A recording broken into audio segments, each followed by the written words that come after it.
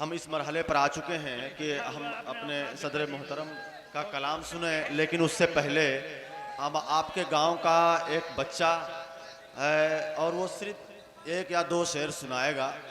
جی اکرام جمال، میں موصوف سے گزارش کرتا ہوں اکرام جمال وہ آئیں اور ایک دو اشعار جو پڑھنا چاہتے ہیں السلام وہ۔ علیکم۔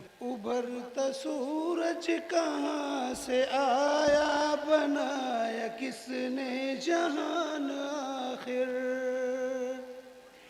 ابھرتا سورج کہاں سے آیا، بنایا کس نے جہان آخر؟ میری شکست آرزو کو سکھایا کس نے بیان آخر؟ مقی تو باری لطیف و باسط حیات ہے، نجات ہے وہ میرے قلم کو بھی مل گئی ہے، اسی کے در پر امان آخر۔